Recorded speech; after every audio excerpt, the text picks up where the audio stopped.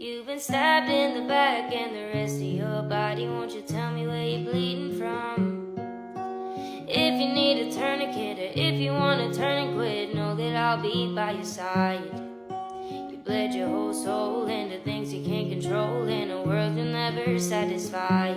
I'll bandage up your body and your bones and your bad days too.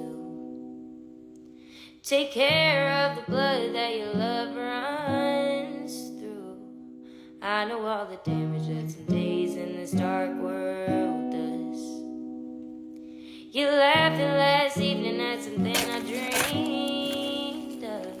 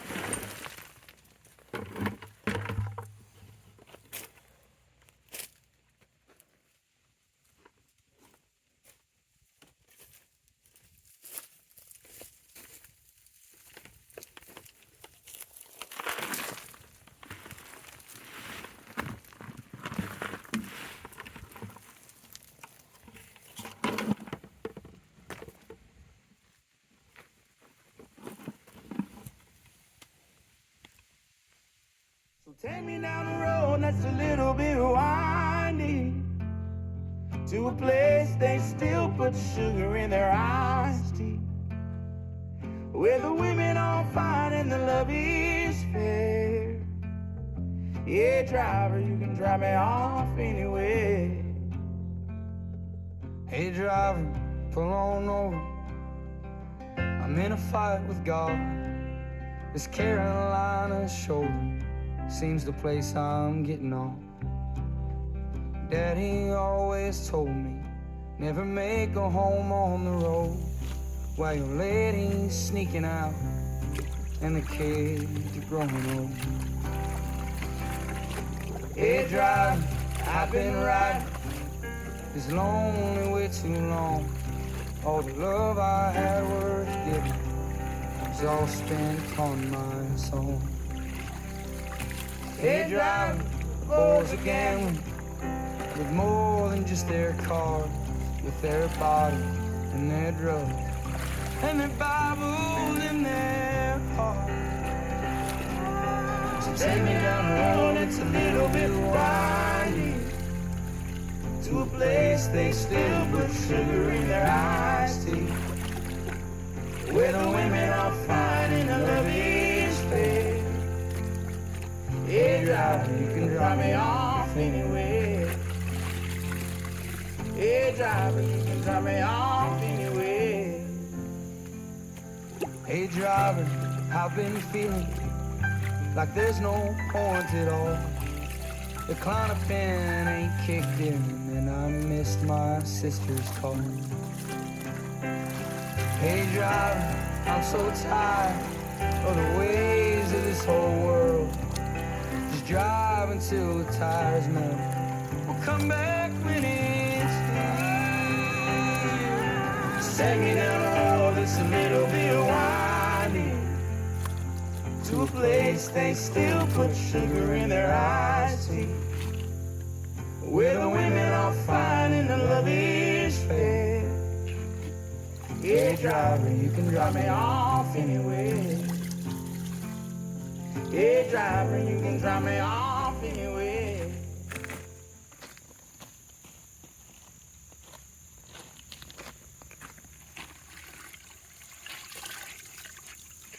I'll be honest with you guys.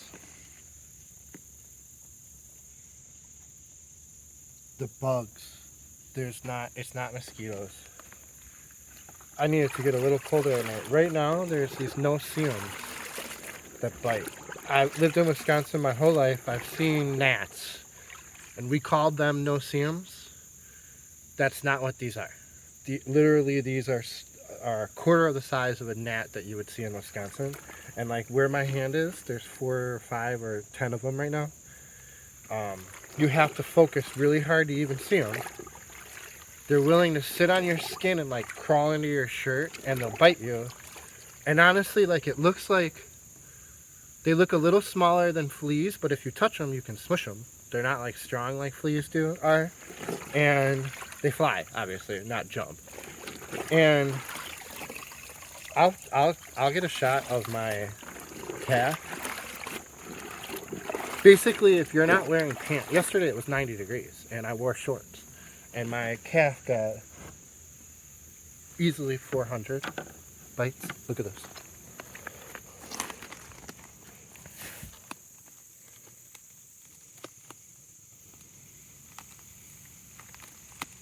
Right, that's just one leg. Look at that shit. Yeah, and they're out right now too. So I'm kind of going in and out of the water.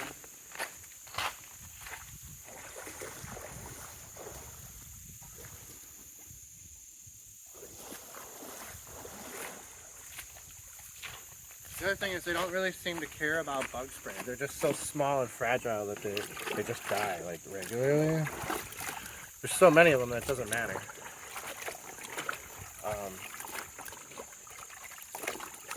On a day like this, you just should be like on concrete. They're not around concrete. They're on the stones. They're not everywhere, but shit.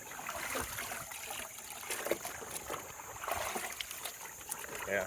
And it's nothing I've ever dealt with in Wisconsin. It's not the same thing.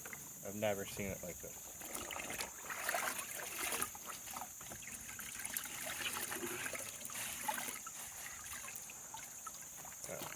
Around like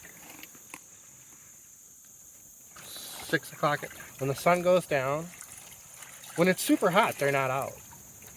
It's this cloudiness when it's nice and cool, that's when they're out.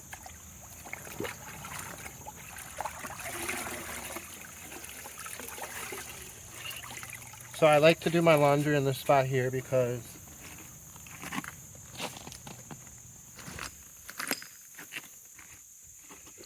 when I started living off-grid, I read about, where you should go to the bathroom and how far you should be away from water, stuff like that. Forestry Department has one number, the National Health Organization. There's like so many different people have so many different opinions. So I typically go with Leave No Trace as an organization. When I look up something, I go to their website. Because their rules aren't based on like what you can get away with. It's based on like common sense, where they don't want any soap to get into the river.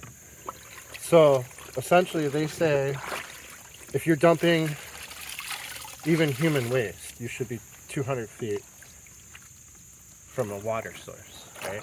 So like if you're going to the bathroom, you should dig a hole 6 inches into the ground, go to the bathroom, even bury the toilet paper more than 200 feet from this river.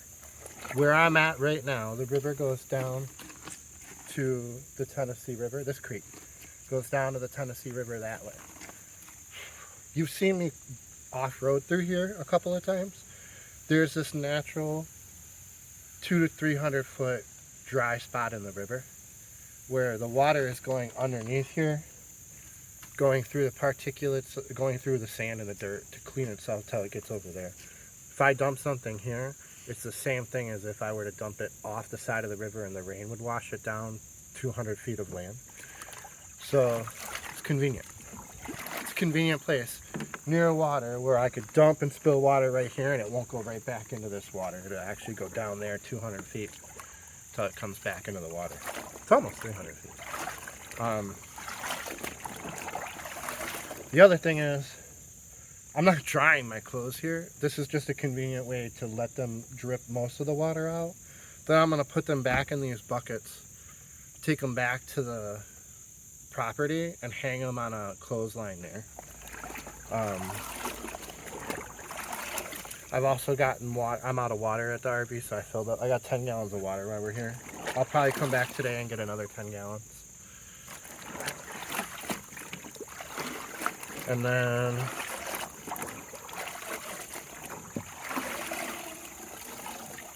yeah.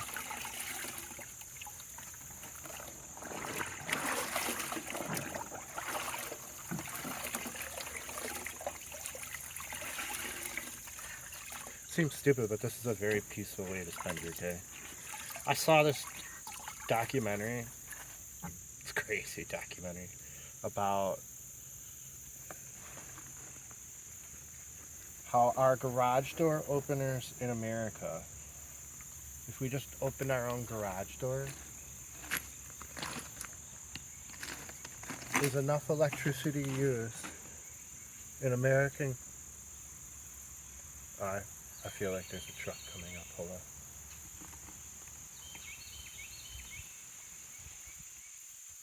No, that's the wind.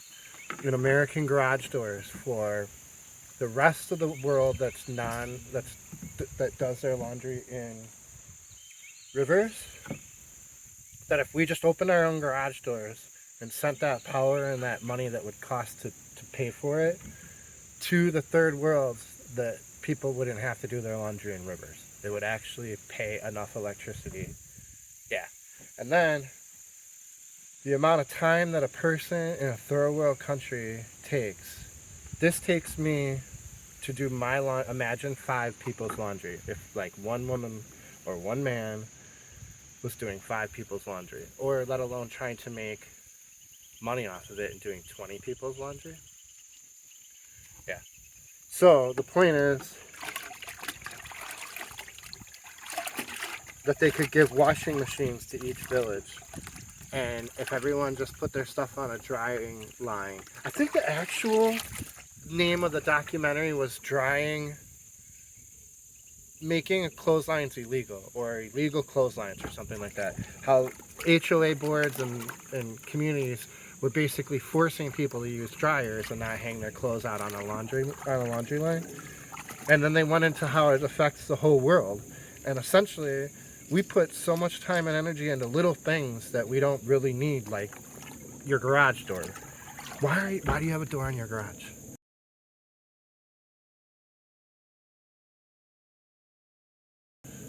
Just park your car outside. You know what I mean? Yeah. Anyways. And it was shocking that there are people that spend 2 days out of every week walking down to a river doing laundry. And it's literally 16 to 20 hours of their time out of the week to just do laundry. And as I'm sitting here doing it myself, I'm realizing that the documentary is absolutely 100% correct, because this is taking me hours and it's just me, myself, my own clothes. Not a family.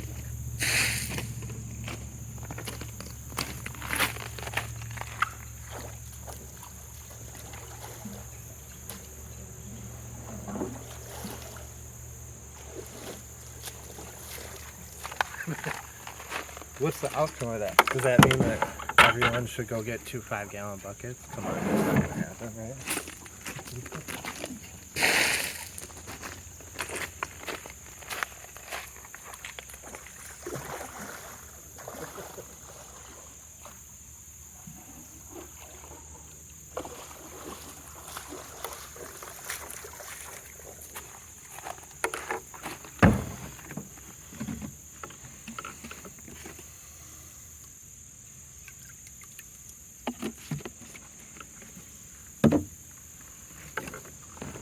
Okay, so these I've been waiting to do. These are my dirty clothes. Well, I'll get this shirt done first. Yeah. It's kind of a simple logic between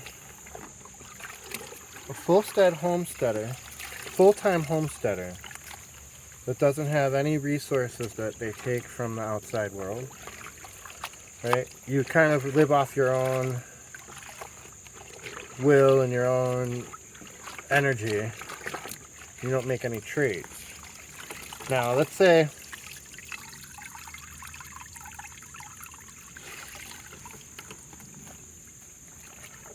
I didn't want to do my own laundry right here. Let's say it's buggy and I wanted to pay someone to do my laundry or pay at a laundromat. Me going and working for someone for $5, which would be like, maybe 15 minutes. Yeah, 20 bucks an hour, 15 minutes, $5. Logically speaking, why wouldn't you work the 15 minutes for another person in order to save your 3 hours of doing this, right? And then, if that's the case, start looking at your life like that. Like, how much time are you really putting into your garden, your goats, your chickens? And then, can you get that food for cheaper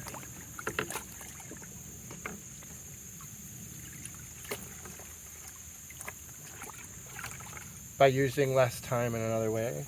I don't think that anyone ever argues that capitalism causes us to lose time. No, I think in reality, I would probably save more time in my life if I just did a little bit of work to create enough money to run a washing machine and a dryer to do this. But I don't think that's what they're going for. I don't think that's what I'm going for. I'm not trying to use my time wisely, necessarily. I'm trying to enjoy every single moment.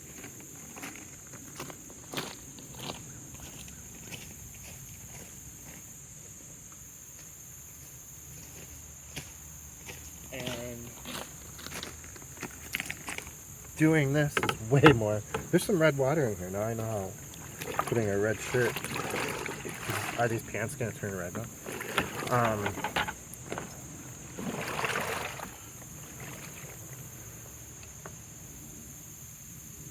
Is working for 15 minutes for a person doing something I don't want to do a better way to spend my time than spending 4 hours doing something I don't mind doing? This is fun. I'm out in the, you see me, I'm in this creek anyways, all day anyway. Now I have something to do.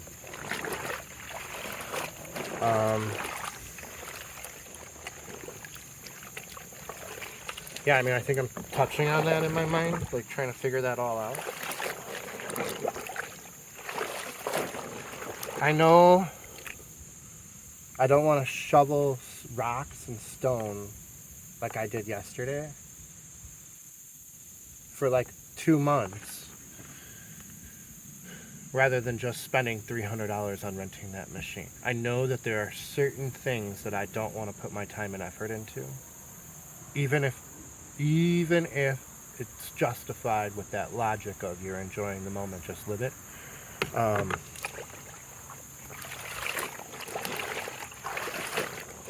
Yeah.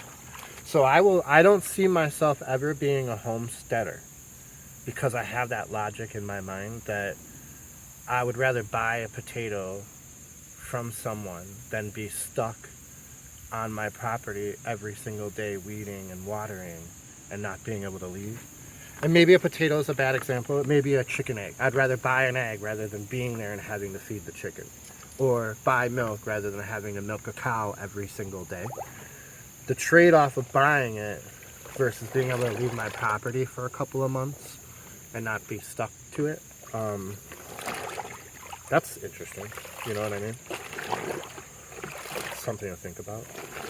That's why I don't think I'll be a homesteader, essentially, because I may grow a garden and stick there for one season, but I don't want to be there year-round where I have to let the goats in and out or feed the chickens or none of that. I don't want any of that. I want to be a vagabond. I want to travel when I want to. So, to me, I think the off-grid thing, for me, is a way to not have a monthly bill and to use my resources when I'm there, but not pay for resources when I'm not there, if that makes sense.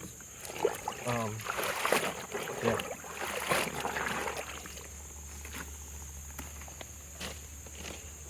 Enough of Martin talking into the air.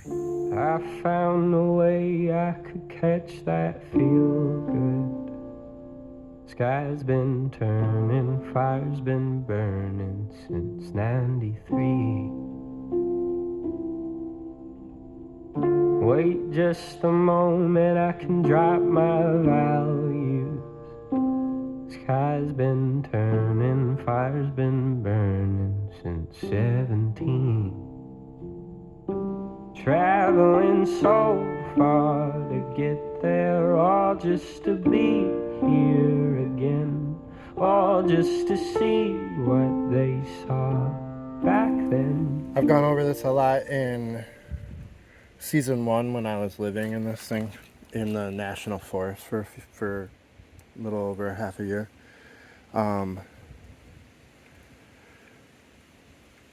That water can come from anywhere as long as it's not like filthy. I have a 5 micron, a 10 micron, and then a 5 micron filter. And then I don't use this water to drink. I just use it to wash dishes and take showers. Even the pets don't drink this water. So it's ever since I used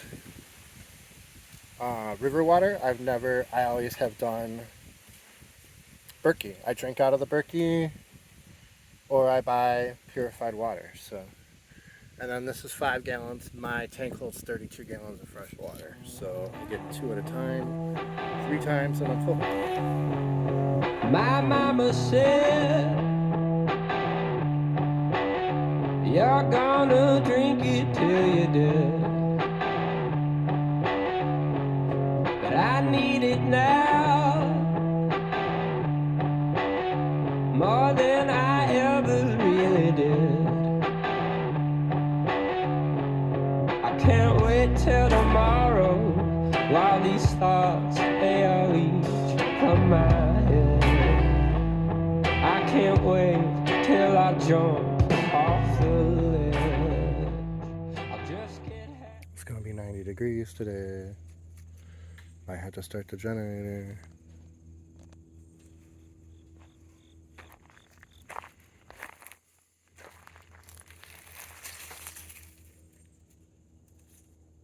I've ruined her hunts like that a lot, but I don't want her running onto a snake like an idiot. I don't think she would, but it was 89 degrees yesterday, but it was 58 degrees at night. So I had the air conditioner on for a good 2 or 3 hours for cricket, and I watched a movie in there. I watched Jaws. That was fun. Currently, this is how I'm dealing with the generator. I just take it with me when I leave, that's going to work for a little bit, but if I leave cricket here in the middle of the day and it's hot, that won't happen. I'll have to lock it to a tree. I do have a lock right there, and I would lock it to a tree, but people have chainsaws here, so that would mean they would cut the tree down, it would fall on the RV, and they would steal my generator. I don't want to do that. So what a lot of people do is they take it and they hide it. I mean, if it's running, it's pretty obvious. There's 2 ways to do it. You really lock it up very seriously where you can see the locks, or you hide it and lock it too. I don't know. Yeah. I'm probably going to keep it in the pickup truck until I leave in the sailboat in the next few weeks. And when I'm here, I'll build a generator house. I'll build something to make it safe. Maybe even get a different kind of generator. So, fall is happening. It is happening everywhere here. All the trees are starting to turn colors, as you can see. And there's new leaves falling on the ground. What's really strange is the ground is covered in leaves from last year. None of them are gone. So I think I'm gonna need a leaf blower. Ooh, see, this is the problem. River, he goes and finds things. That's not good. River, leave it alone. That's how you get bit in the face.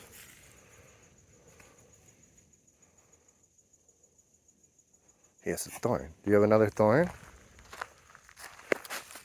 Yep, you do. Here, give it to me. I got it. Oh, it's not a thorn, it's these. Hey, Riv, come on, man. Just stop. This looks like complete snake area.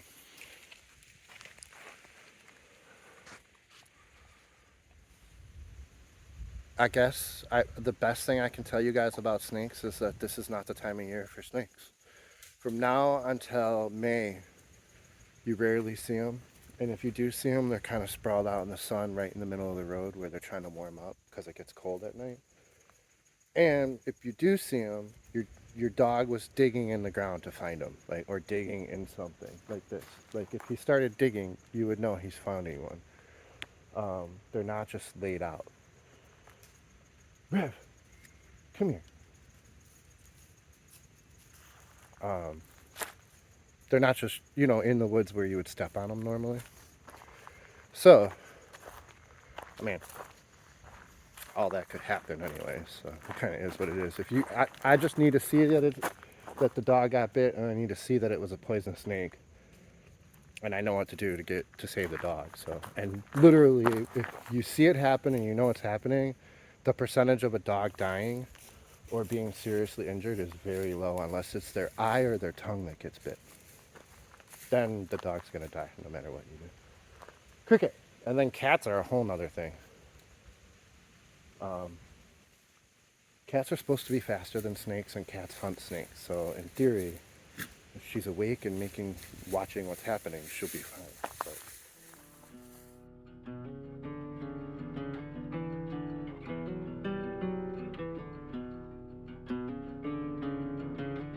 But I know how I got here, but I can't tell you why. And if I could, neither one of us have got the time. I blame it on my habit, blame my habit on the road. But my girl of 30 years said I'm just reaping what I've sowed.